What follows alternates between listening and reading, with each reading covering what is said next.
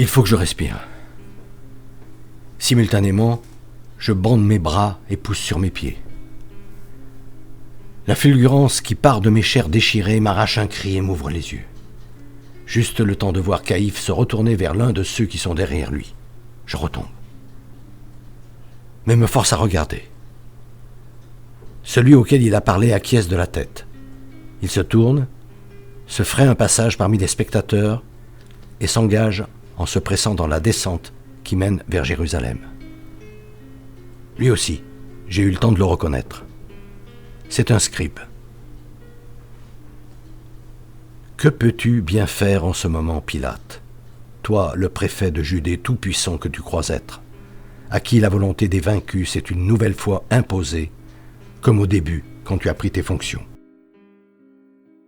Pour asseoir ton tout nouveau pouvoir, tu avais alors fait introduire dans Jérusalem des enseignes aux effigies de l'empereur Tibère.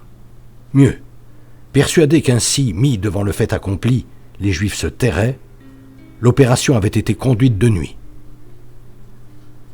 Devant la révolte qui s'en était suivie et la délégation qui était venue bloquer ta porte à Césarée, là aussi, tu avais usé d'un stratagème.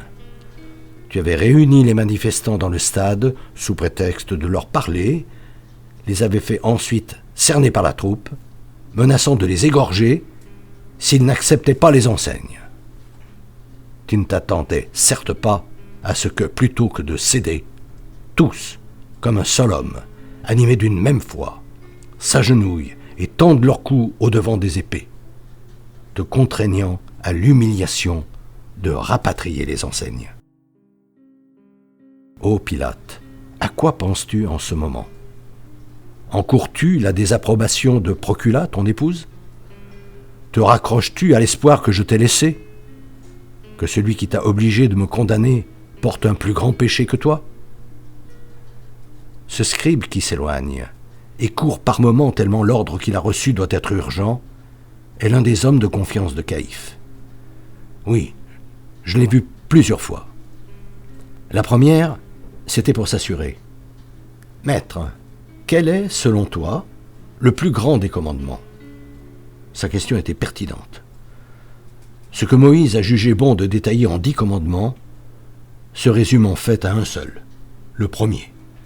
Tu n'auras qu'un seul Dieu que tu aimeras de tout ton cœur, de toute ton âme, de toute ton intelligence et de toutes les forces de ton corps.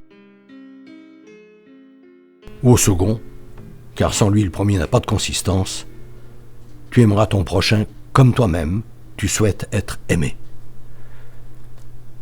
Quand je le lui avais fait remarquer, il avait acquiescé. « Maître, tu as bien répondu. » D'un coup je saisis.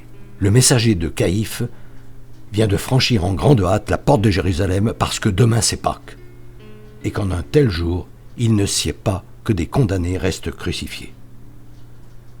Je tourne la tête à gauche et à droite. Si mes 2 compagnons d'infortune l'ont vu comme moi partir et s'éloigner vers la porte de Jérusalem, ont-ils compris pourquoi ils se pressaient